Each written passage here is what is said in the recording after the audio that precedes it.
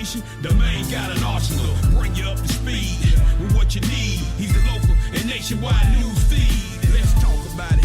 Dialect to do something about it. Chip got the flow wide open if you got questions about it. Man, it's the show that brings you to your raw. To solve all problems, it starts with real talk. Real talk. It's real talk. It's real talk. It's real talk. It's real talk. It's real talk. It's real talk. It's real talk. It's real talk. It's real talk. It's real talk. It's real talk. It's real talk. It's real talk. It's real talk. It's real talk. Yeah. Welcome to Real Talk with your host, Chip Washington. It's real talk.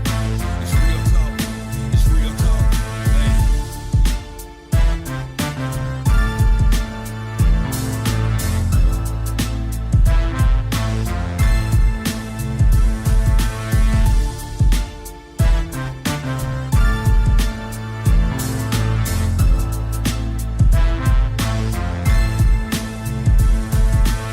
And here we go. Here we go on a chilly Monday evening, day before the snow. All I'll ask at the top of the show right now is to leave a couple of loaves of bread, okay? Because you guys get real carried away when you hear the S word coming to Memphis. More on that in just a minute. But welcome to the Monday edition of Real Talk Memphis. 6 o'clock straight up, which means it is time for us to get into it. I am your humble host. My name is Chip Washington. Glad to be here. Glad to have you wherever it is you are this evening. Staying warm, I would imagine, because it wasn't that warm today, and it certainly won't be the next few days, really almost up to Friday. But in any event, glad to have you aboard and online and all that other kind of stuff. You can find us a few places this evening. If you're looking for a fine piece of radio broadcasting, this is it. You are listening to us live right now on 91.7 WYXR. On the FM side, of course, you can also find us on the WYXR app. We are on the TuneIn app. You can also check us out tonight. We are live streaming this evening on Facebook. So you can catch us on Facebook Live. And when the show posts in a couple of days, well, you can find us on YouTube.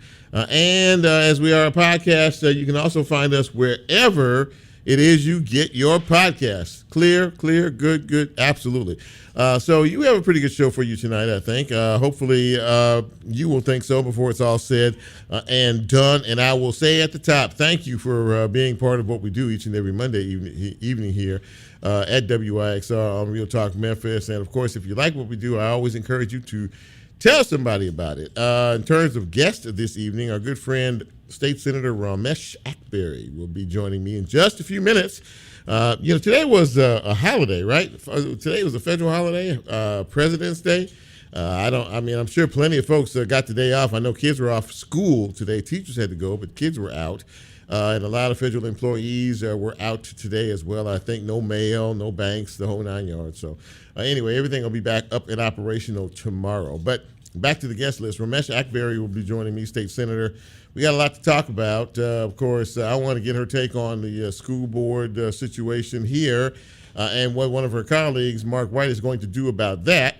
See what her take is. I remember when this first started to bubble up, she had some comments.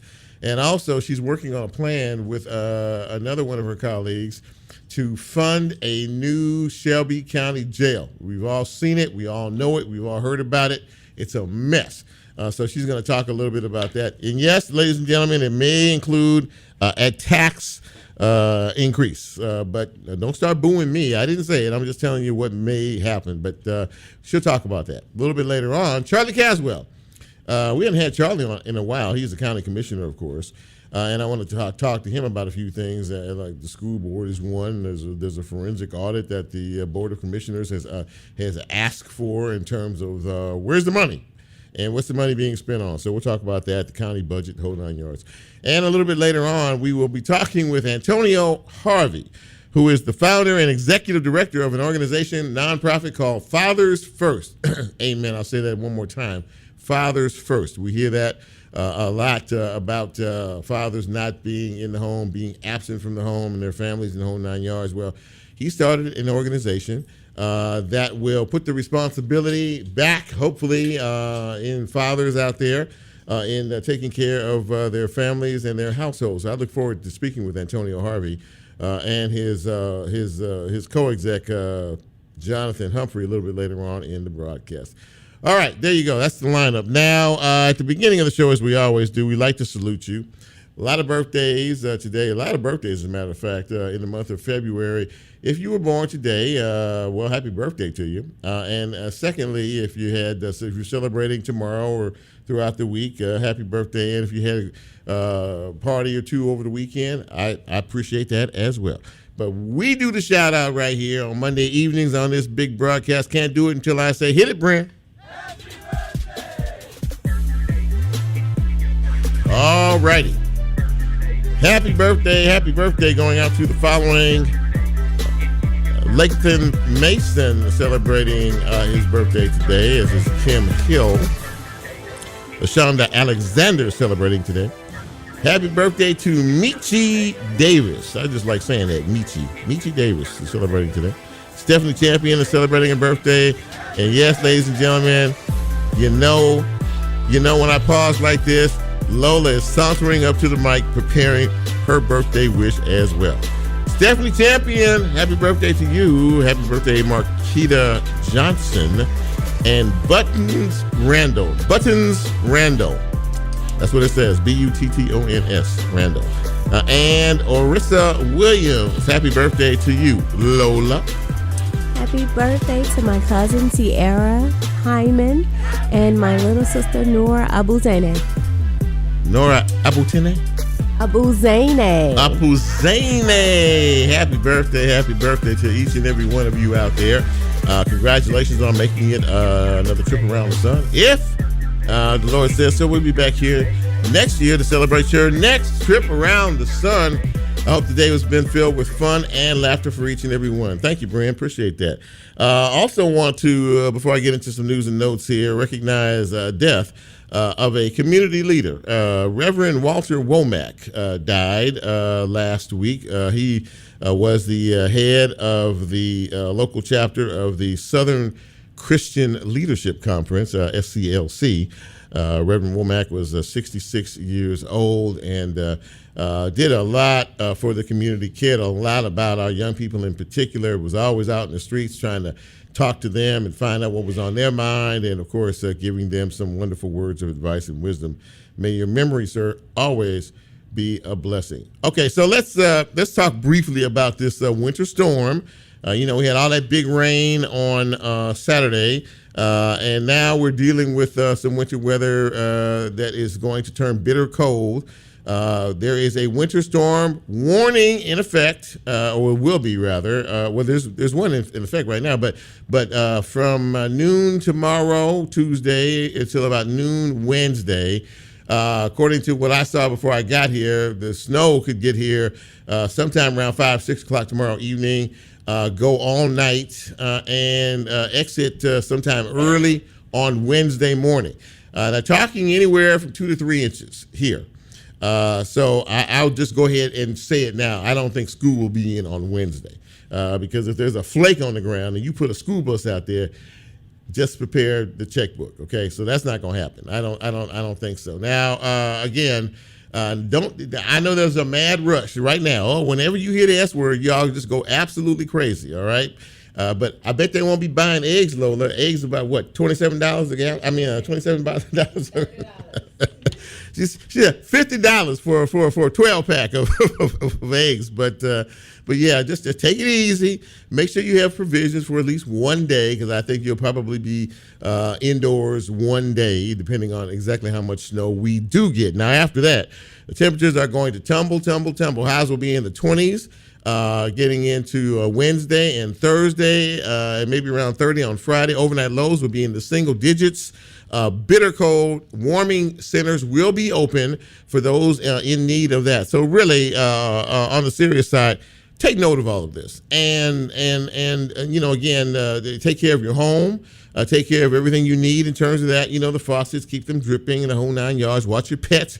Make sure they're inside because they can get hypothermia like anybody else as well. So we want everybody to be safe, and we want everybody to feel good, okay? And we'll get past the snow, and we'll move on past that and prepare for, I guess, spring at some particular point in time coming down the road. The Mid-South Food Bank, many of us know.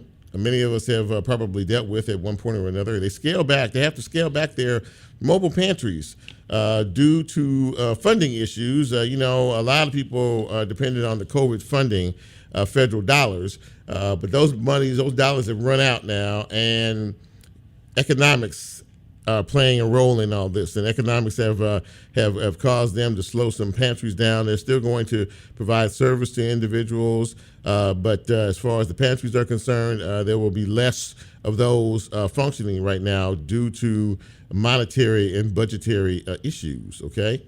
So just kind of remember that. Let me see here. Fire Chief Gina Sweat, I think we talked about this last week. She could be in hot water after an alleged ethics complaint. She was supposed to be dealing with an ethics committee. They're supposed to talk with her today to find out if this thing is going to move any further down the line here. And, of course, there are many West Tennessee communities and counties who, as a result of that big rain that we had on Saturday, are now dealing with flooding situations. Many of them, Obion County, Weakley County, a lot of those counties are going to need help. A lot of folks had to be evacuated. Of course, as the days move on, those creeks will rise, those rivers will rise, and that could be a pretty tough situation. So we'll keep an eye on that, and we'll also pray for the individuals in question in reference to it. And I don't know if anybody now I know Lola is a Tigers fan, Memphis Tigers fan.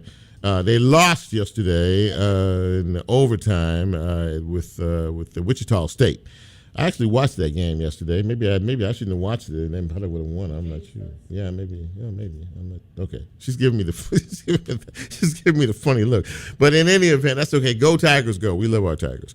All right, so that's a quick look at news and notes.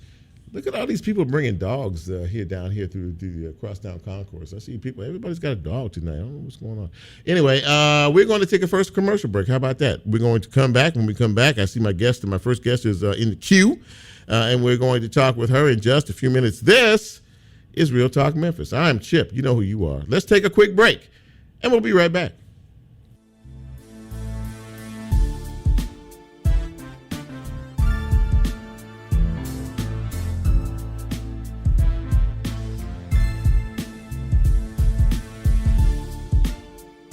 If you like Real Talk, here's a way you can get involved. Do you have a show topic idea or suggestion? Want to be considered a guest or have a guest idea? Then send Chip a message on his Real Talk show page and you can be a part of the Real Talk experience. So as he always says, go out and tell somebody. We'll be right back.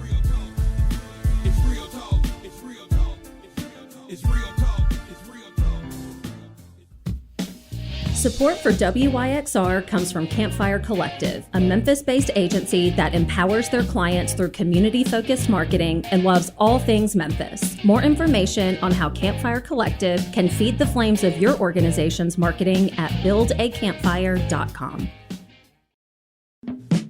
This February, WYXR is on a mission to grow our monthly donor community during our Sustainer Drive. Your ongoing support helps us stay strong and independent, bringing you the music and stories you love. Join us today at sustainer.wyxr.org.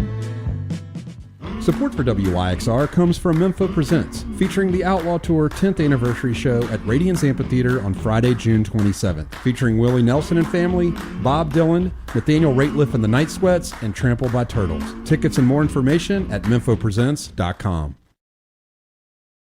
Pull up to WYXR HQ for a one-of-a-kind open house event. On Thursday, February 27th from 6 to 8 p.m., we're opening our doors and inviting you to connect with WYXR and our neighbors with DJ sets, live music from Jeremy Stanfill, portraits by America, and plenty more. Stop by, explore our space, and connect with great company. For more info, head to wyxr.org/events.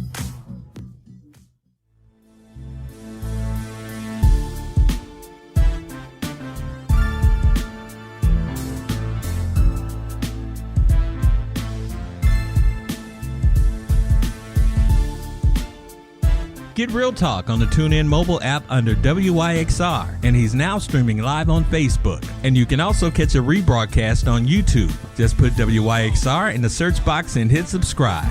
Now back to more Real Talk with Chip Washington.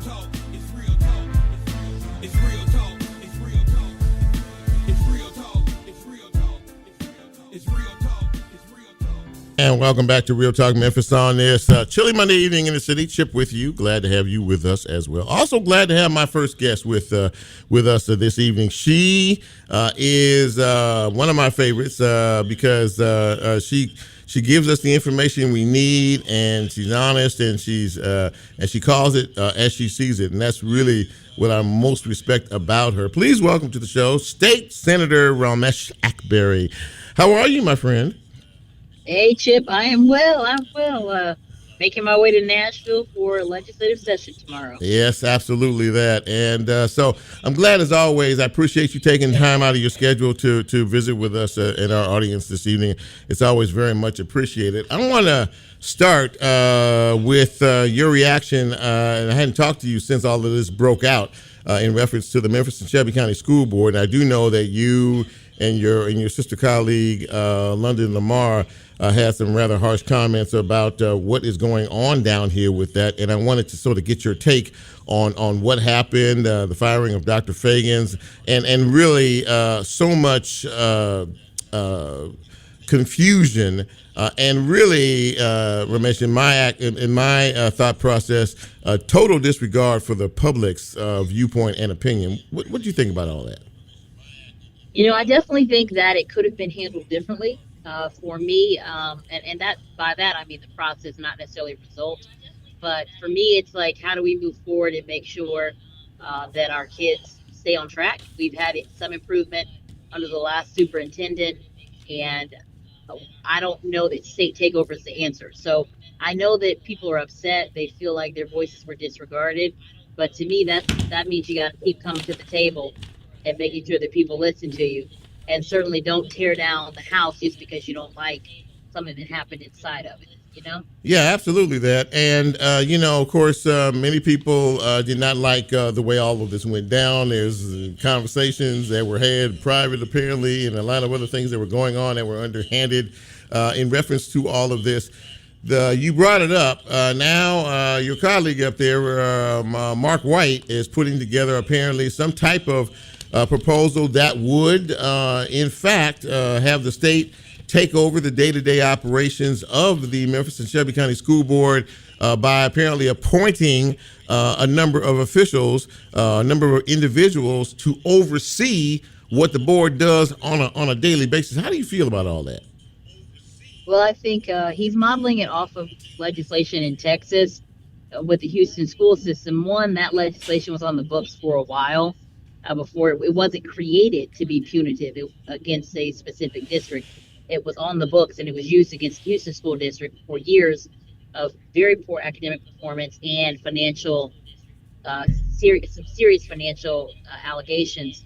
I think it's inappropriate, right? Like, the people elected the school board, if they don't like the way they are behaving or the decisions they're making, they can vote them out. But to create an additional level of bureaucracy is unnecessary. What I'm hoping instead is that, and I've been talking to Representative White quite a bit, because I think he wants the same things that we all want. We want our kids to be able to read and write and count and be able to graduate and go to some sort of post-secondary education, sure, or to have a career. Mm-hmm. And so trying to talk about, like, I mean, I was on a charter school advisory task force for the school district, like, hopefully more advisory and less trying to control their day-to-day operations. So we'll see. Yeah, absolutely that. And because I think everybody's sort of sitting back, waiting, watching to see how all of this is unfolded. Now, you brought up something, too, that I know you were against, and a lot of folks, from what I'm to understand, statewide, if you took a poll, I think most people are against this voucher situation. Talk a little bit about that, and what do you think will happen as it moves down the road, and is it in fact, a bit of a detriment to the public school system? You know, I've been talking about vouchers since I got to the legislature 11 years ago, 12 sessions ago. Mm-hmm. The real deal is these have not been successful in other states. The students who are in schools or use vouchers to go to private schools perform much. Uh, they are performing poor than their students, their colleagues in public schools. Furthermore, I mean, there's not as much accountability for these private schools who are accepting these public dollars. And the last thing I'll say is we've seen states like Arizona and Florida and Indiana where they've had significant holes poked into their budget because they've continued to expand the voucher program without actually having a record of success. Yeah, that I think a lot of people are very wary of in terms of what you just said. I know the governor's been he tried this last session last year and was unsuccessful, and was obviously successful this year. So we have to kind of watch and wait and see how all of this goes. Now I'll tell you. Go ahead. Can I tell you real quick? Absolutely. The thing about so we have a pilot program already for vouchers in Memphis, Nashville, and Chattanooga that has an income requirement. This particular voucher program, it starts with 20,000 vouchers. 10,000 go to families who are making 300% above what you would need to qualify for free or reduced lunch. Mm-hmm. So that's $176,000 for a family of four. The other 10,000 are completely unrestricted. So you could literally be a billionaire and take the $7,500 voucher. But the schools, they're not going to give you the full tuition. They're only going to give $7,500. So if the average school in Tennessee costs $11,000, so the parent would have to make up that difference. So it's not really going to help people in poverty. Wow, that's something I don't know a lot of us were familiar with. I hadn't heard that, but that's very, very interesting in terms of all of this. You know, I saw over the weekend. I think I saw a headline or something in one of the newspapers that the Democrats really don't have much of a voice, and the Republicans are making it up there, are making it so the Democrats have no voice at all. We know this has been going on. There's a supermajority Republican up there who are trying to run things and who are running things. You know, this to me is becoming more of a stranglehold, not only on the Democratic Party, but for us here in Memphis in particular. We seem to be catching the brunt of all of this. What do you say about that? Well, so I think that article was referencing that the House now has limits on, even stricter limits on the amount of bills that members can file. Previously, it was a 15 bill limit. Now it'll go down to 12 this year, and then next year 10 bills. Wow. So that automatically, I really think to a certain degree, it may be unconstitutional because it really strikes at the ability of a member to represent their constituents. But the House and the Senate have different dynamics. I think the House is definitely a lot more restrictive. Our voices are heard in the sense that we're able to speak on bills. They're not heard in the sense that we don't have the votes to make as much of a difference as we'd like. Ever so often we get a victory, but for the most part, we are either trying to stop something before it gets to the floor, or we're trying to get things on the record. So if something ends up being in court, they'll have a good legislative record to use for that litigation. The House Leader Cameron Sexton, who is not shy about venturing his opinions about especially what happens down here, said recently, because the City Council here was taking another step in trying to procure some type of gun control, and we all know is a big problem here. And of course, the state threatened once before to say, look, first they didn't want the initiatives on the ballot because they were threatening to withhold the state taxes in essence of about $75 million. Well, they put it on the ballot anyway. The people overwhelmingly voted for them. And this last move that happened with the city council trying to move this thing forward, Cameron Sexton said basically the same thing. Cities need to understand one thing. We run the show. The state oversees all of this and overrides local municipalities. I know how you feel about gun control. This is your city. This is your home.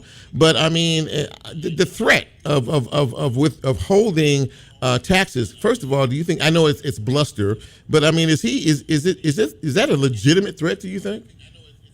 No, it's something that's very serious. It would be so tied up in litigation. Those taxes are dollars that Memphis and Shelby County pay into the system. So it's not something that has any sort of precedent for them to withhold it. They could try, but again, I don't think it would ever actually happen. And it is unfortunate that the state more and more tries to take away local control. As far as guns are concerned, it's it really should be something that municipalities can handle because, if you live in a rural part of Tennessee, you don't need the same gun laws that you need in an urban area, and vice versa. It's not one shoe fits all, and so I think they should give some leeway there. I mean, state law does trump local ordinances, just like federal law trumps state law. But it's interesting that my colleagues don't want the federal government to tell them what to do. Right. They want to tell cities what to do. Interesting. One last thing, and I'll let you go. You, along with your colleague, Senator Gillespie, are putting together a bill in order to help to fund a new jail. We have seen stories, we've heard about it, we've seen the pictures, we know it's being held together by toothpicks and bubble gum down here. So what are you trying to do with this? What are you looking to achieve with the bill you guys are trying to put together? Well, I'll tell you, this legislation was brought to us by the sheriff's office. So Sheriff Bonner brought us that legislation. Essentially, what it will do is allow the sales tax to be raised by 1 cent. What our legislation does is it allows the county commission to put it on the ballot for a countywide referendum. Okay. So it truly puts it in the people's hands. When I first ran for office, there was a city initiative on the ballot to raise the sales tax to support pre-K, and it overwhelmingly failed. So it's not a matter of saying, hey, you guys have to have this new tax. It's more so saying the jail is falling apart. The people get to decide, do they want to use an increase in the sales tax to pay for it? And of course, after the debt is serviced, which they anticipate will take 8 years, the tax will go back to its normal rate. Okay. So the sheriff brought that to you. Very, very interesting. I know that there has been an increased effort by his office to let people know, even to the point of doing tours for the media, how bad things are in that jail and how desperately the city and the county does need a brand new jail. So we applaud the effort, and we hope that that will materialize. Now, how long would it take if something like that was passed, for folks to vote on it, like you said, a referendum to vote on it? How long would it take to build a new jail, do you think? I think it'll take a couple years, and the estimated cost of $1 billion. Wow. I think there's a move to try and remove it from downtown as well. Yeah. Just because there are opportunities where you can have some development around the convention center, and with 201 Poplar being right there, it kind of takes that away. What do you think about that? Do you think that there should be a consideration for perhaps moving it just for the reasons you just stated? Well, I think if they're going to be able to build on a piece of land that makes more sense, of course. I mean, it's interesting though, because you have the civil and criminal courthouses within walking distance, or the civil courthouse within walking distance. So I don't know. It'll be interesting to see because it's not just moving the jail, it's also moving, I'm assuming, all of the environmental court and the criminal court and the city courts that are held in that building as well. A lot going on as always. Thank you so much, State Senator Raumesh Akbari, for joining us this evening. I know you're headed back to Nashville, about to head back into session tomorrow. But thank you, my friend, for taking some time to talk about some really important issues. And as always, you have my gratitude. Thank you so much. Of course. Thank you. Thank you for the invite. All right. You take good care. Be safe out there now. Thank you. You too. All right. So there you go, ladies and gentlemen. We got some good updates there from several fronts from our good friend Raumesh Akbari, state senator. So we'll see what happens as things move down the road. That's the question. Now, if there's a proposal for a 1 cent increase in sales tax, or whatever it is, 1 cent. Yeah, that's what you said. And they put it on the ballot for you to vote for funds to go to a new jail. Would you vote for that? Something to think about. Let's take a break. When we come back, let's continue the conversation on this cold Monday evening in the city. A day before the snow. It's Real Talk Memphis. I'm Chip. Don't go away.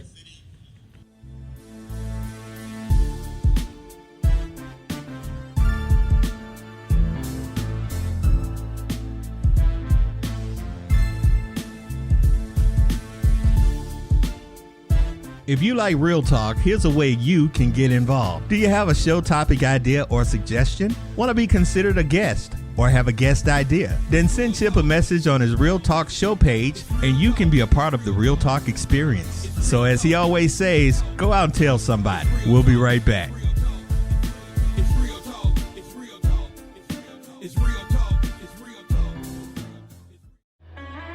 Riverbeat Music Festival is coming to Tom Lee Park May 2nd through 4th, featuring artists including Missy Elliott, The Killers, Anderson .Paak and the Free Nationals, and more. The full lineup, ticket packages, and more are available at riverbeat.com. Want to reach a passionate audience who loves Memphis's arts and music scene? Sponsor WYXR and connect your brand with the city's creative community. More information at wyxr.org/sponsorship.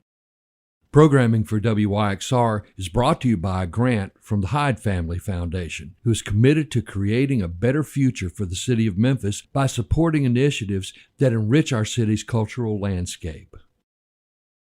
I'm Patrick Tamburino, host of the Techno Strategist podcast. Join me as we navigate the ever-evolving world of IT managed services and beyond. We'll explore everything from selecting the ideal tech partner to the forefront of cutting-edge technologies, all infused with my own unique perspective and hopefully a touch of humor. Don't forget to tune in to the Techno Strategist on the WYXR Podcast Network. For more information, head over to wyxr.org.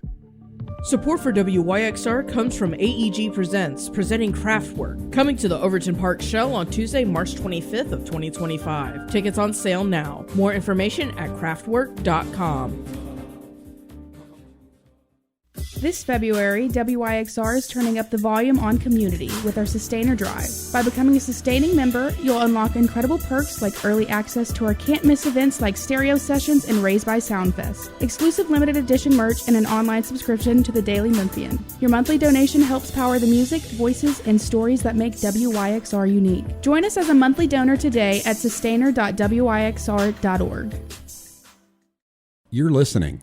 But are you in the know? The WYXR weekly newsletter is the best source for keeping up with events at WYXR, whether they are happening on our airwaves, behind the scenes, or out in the community. Log on to newsletter.wyxr.org to sign up for our mailing list and keep yourself in the loop.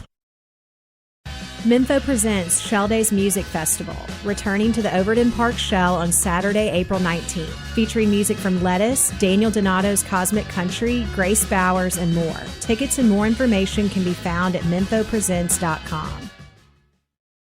Support for WYXR comes from Halloran Center Presents, featuring the Memphis Songwriters Series hosted by Mark Edgar Stewart. Mark and his musical guests take audiences on a journey behind the music, sharing personal stories and introducing new works. The series continues Thursday, March 13th with Nubia Yassin, Jimmy Davis, and Michael Cusack. More information at orpheum-memphis.com. Did you know you could donate your vehicle and support WYXR at the same time? We offer free pickup and it's tax deductible. Go to cars.wyxr.org to donate your car today. Want to make a big impact without getting lost in a big system? Join Youth Villages to be a force for families while becoming part of one. Help make positive changes on a national scale, one community at a time. It takes a family to transform lives. Start with yours. You can apply at youthvillages.org/careers. Programming on WYXR is brought to you by a grant from Arts Memphis, who has invested $94 million into our local arts community to teach, uplift, unite, and engage Memphians of all ages and zip codes.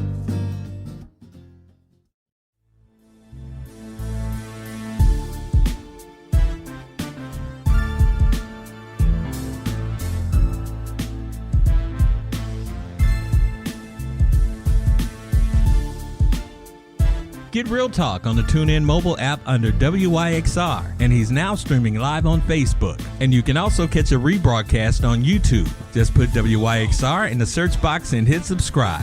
Now back to more Real Talk with Chip Washington.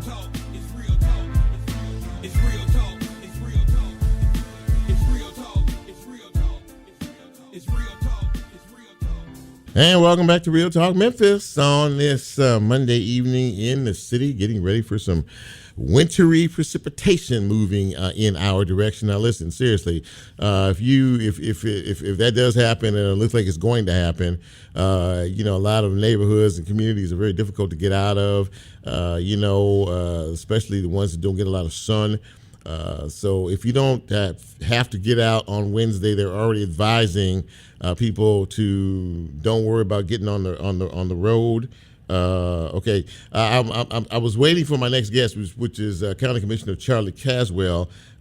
He sent me a text and said he'll be on in about 3 minutes. So we'll be keeping an eye on the board for him. There has been a lot of conversation nationally, and I saw something today, earlier this afternoon, that is very, very telling in terms of what is happening with the current administration, Donald Trump, Elon Musk. I think Elon Musk is really running the show around here. All these federal employees, thousands of people have been laid off their jobs. Basically sent notices that says, we appreciate your service, but we don't need you anymore. In the guise of streamlining this or that, or cutting this or that and everything else. But what happens to the people who go to work each and every day and decide that they wanted to be a part of the federal government, which encompasses quite a few agencies out there, which encompasses quite a few corporations and everything else? Charlie said he doesn't see the link. I don't even know what that's. Okay. Anyway, so there's a lot of strings that go to this. National Institutes of Health, a lot of the medical facilities, including St. Jude and some of our hospitals and a lot of other places that do research, are being affected by all of this as well. This willy-nilly decision that is being made without the care or concern of other people is very, very troubling in a country that I see that is very separate. We are seeing the touch of the undocumented immigrants. We had some folks taken away last week and sent to a detention facility in Louisiana. A lot of folks are nervous. A lot of people are scared. A lot of families don't know what to do. They have more questions than answers. A lot of kids who live here, who are immigrants, they go to school here, attend school here, are being kept home because the parents don't know exactly what or when or who. You have to look over your shoulder every 5 minutes. There's a lot of fear and panic now, and now uncertainty in this country as to which way we go and how we get to the next level. It seems to me, and this is just a chip opinion, that it's hard to make America great again when you're making America fearful again, because there seems to be a mistrust. And it's easy to make decisions like this when you're a billionaire. Elon Musk is apparently the richest man in the world. And he's not an American citizen, he's not an American citizen. So people are like, well, how did you get this kind of power? They created an agency for him to go in and just willy-nilly have unfettered power.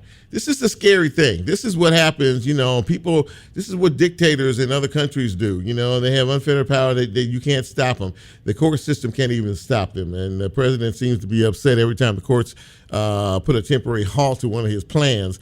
He says that they don't have the permission or authority to be able to do that. But in any event, it's a dangerous situation out here. It really is. And all I would say is earlier this afternoon, there was a protest downtown. There were some folks that got together and said, look, we're not going to, enough is enough. Enough is enough. Some of our white brothers and sisters got out there today in the streets and started to, make some noise about this. If you don't like the way things are, you have a voice.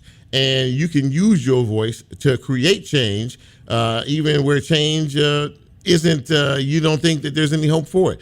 But the more you talk, the more attention is focused on you, and the more attention is focused on you, the more attention is focused on a situation that, as of right now, is not very tenable for too many people. I don't know that we're going to be able to get Charlie tonight. I don't think he can find the link and the whole 9 yards and everything. So what we're going to do is we're going to take another break, and when we come back, we'll prepare for our next guest. We're going to talk about fathers and the role of fathers, the important role of fathers in family and community. This is Real Talk Memphis. I'm Chip. Don't go away. We'll be right back.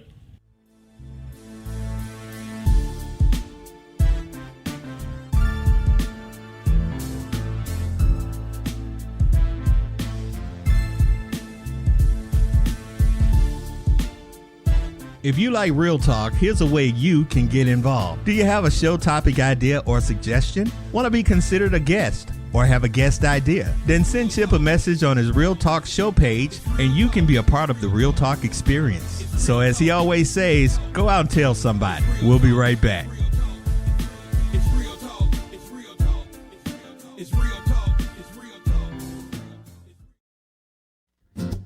Programming on WYXR is brought to you by a grant from Arts Memphis, who has invested $94 million into our local arts community to teach, uplift, unite, and engage Memphians of all ages and zip codes.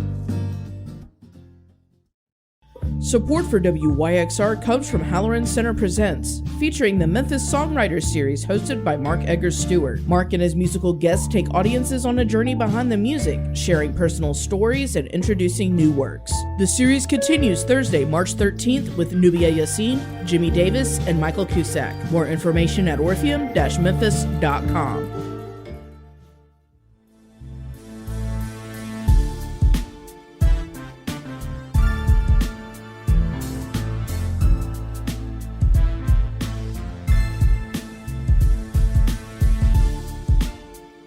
Get Real Talk on the TuneIn mobile app under WYXR, and he's now streaming live on Facebook. And you can also catch a rebroadcast on YouTube. Just put WYXR in the search box and hit subscribe. Now back to more Real Talk with Chip Washington.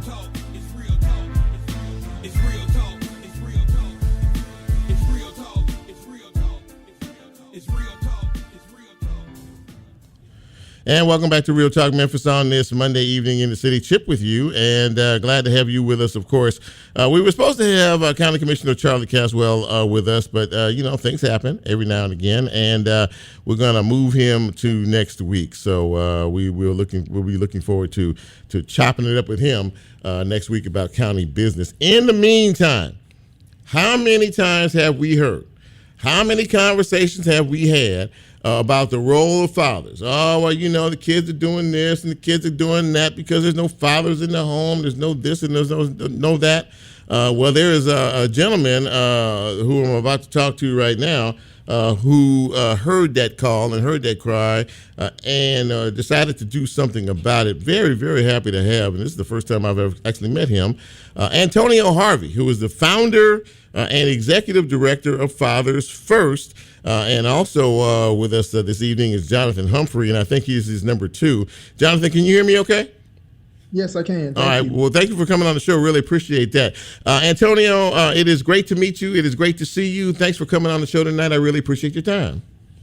Yes, sir. We appreciate you inviting me and Mr. Humphreys this evening so we can talk about something that's very dear to our hearts, which is working with children, working with families, but doing it through the development of fathers. Absolutely that. And, for people who don't know, kind of lay out what Fathers First is as an organization, and then, if you will, why you thought it was incumbent to have an organization like this.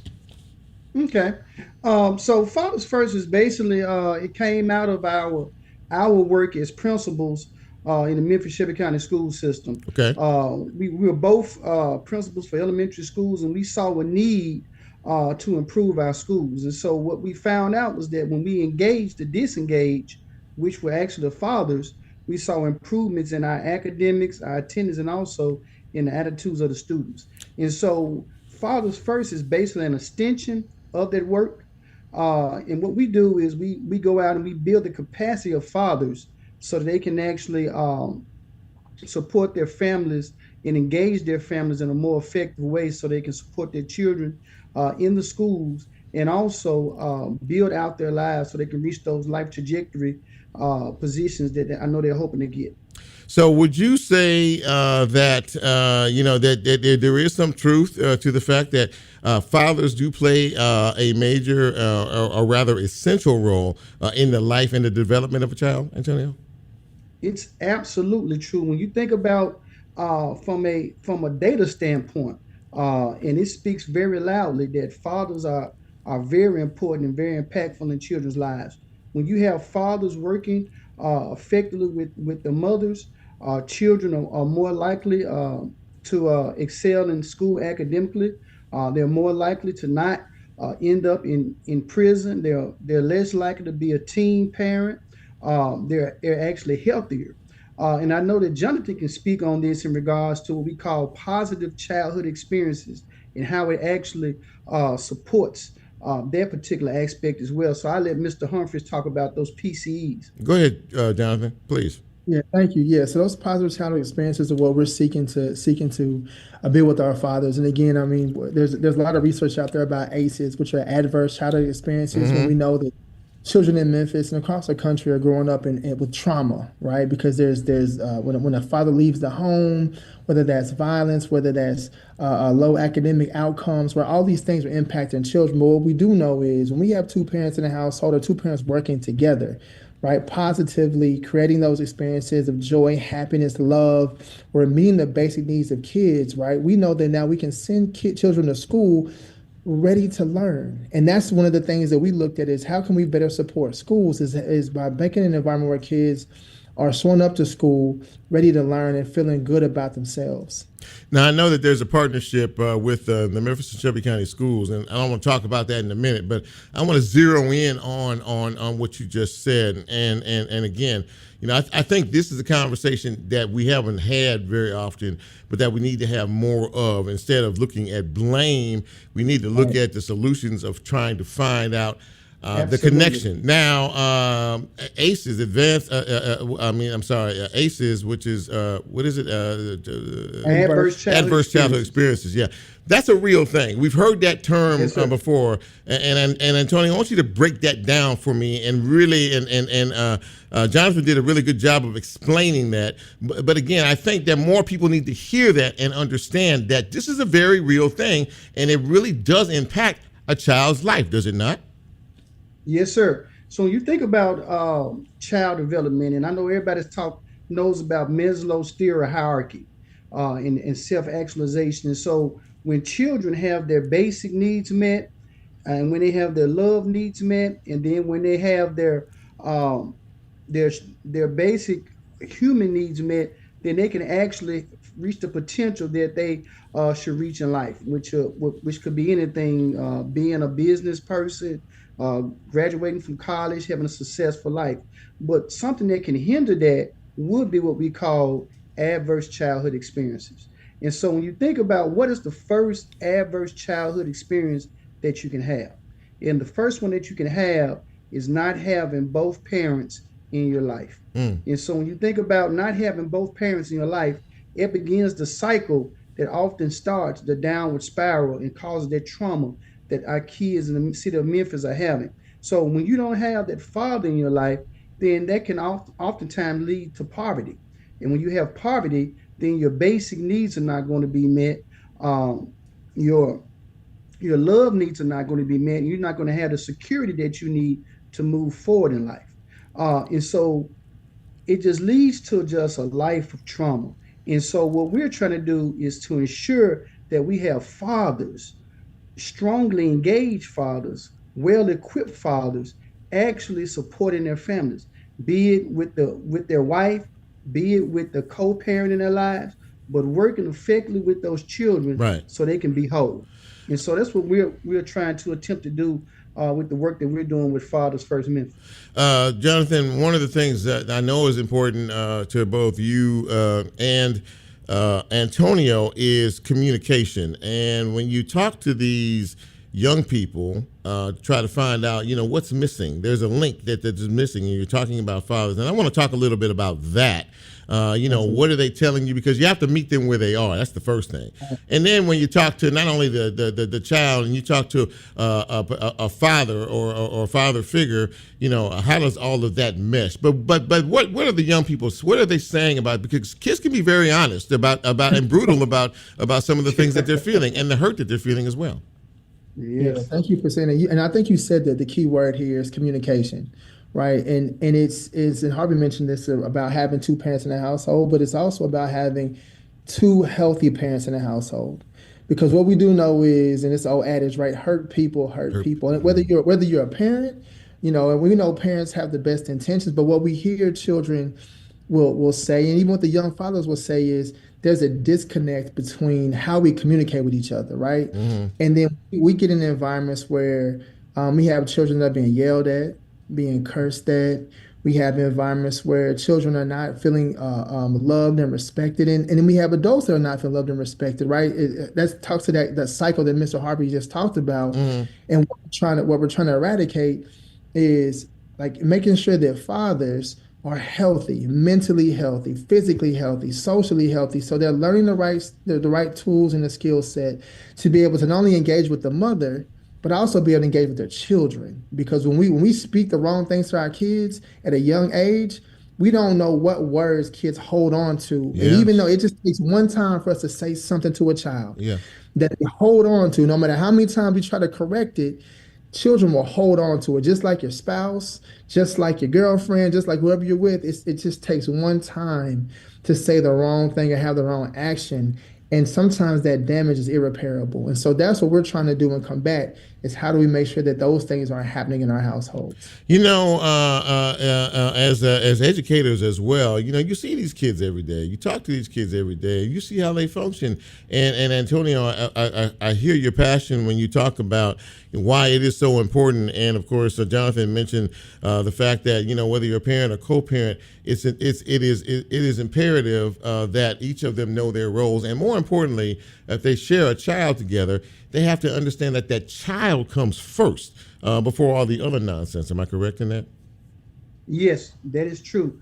And so you really have to put the child at the forefront of the relationship and understand that the work that you're doing now is not for yourself, but it's for the future of the child. And oftentimes I speak to parents and I tell them that your children are investments because as they go on in life, they actually are the ones who are going to carry your legacy, but they're also going to support you as you get older. So you have to be a productive citizens with your children so they can be effective. And so that's why it's of utmost importance that we get both parents working together in tune so that they can actually support the children. And as Humphrey said, being able to communicate effectively, not just with the children, but with each other. And another thing is being an example for the children. Right. So that they'll know as they get older how they should operate in their relationships and how they should operate when they're dealing with things that may be conflicting, but knowing how to resolve those things effectively. And that's a big, huge issue in our community now, especially in Memphis. People knowing how to actually solve conflicts in a way that's going to be positive and not cause harm to anybody. Absolutely that. One of the things that I noticed that you all are excited about is a partnership with Memphis and Shelby County Schools. Both of you take a little bit of piece of that and tell us about that. Okay. I'll start off and the Humphreys can add on to it as well. But we actually just last week began a partnership with Memphis Shelby County School where we're going to be actually working with 14 different elementary schools throughout the city of Memphis. We have schools like Valentine, schools like Caldwell Guthrie, Newberry Elementary, Alcee Elementary, and the list goes on. But we're going to be doing some real good things in those schools. Not just meeting one time, but building out consistent engagement programs in those schools.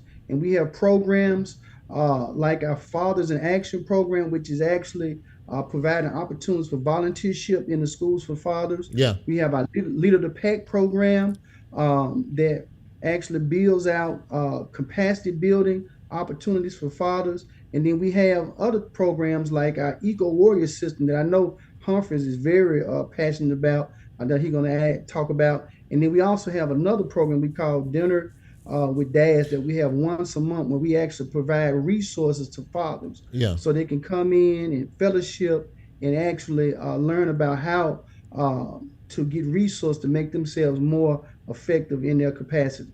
But I probably missed something. I know Humphreys want to add to that as well. Yeah, and I'll just be quick on it, but I think the big part is that we want to intentionally create opportunities for fathers to volunteer in schools. And as we said in the press conference when we did it, you know, it is time for men to lighten the burden. For a lot of parts, you know, mothers have carried the load when it comes to education, school, Yeah. You know, room moms, volunteering, PTO, all these things that help a school function. But it's time for fathers to be involved, and it is as simple as us really creating opportunities for fathers to volunteer. And so what we seek to do is work with the school administration, work with the teacher, work with the community to find out what opportunities are there within the school that fathers can be valuable, such as being there for arrival and dismissal, being lunch buddies, being in the hallways, reading to the kindergarten kids. It matters. It matters. Yeah, right. It matters. And It just matters. the presence of fathers being there. One of the best programs we've implemented over the last year is called Fatherhood Fridays, where we have fathers come out in front of the school. Those days that we do those Fatherhood Fridays, we've had zero disciplinary infractions sent to the office. We have no issues in the schools when we do those on those days, because the impact fathers have as kids come into the school, it just changes the atmosphere in those schools.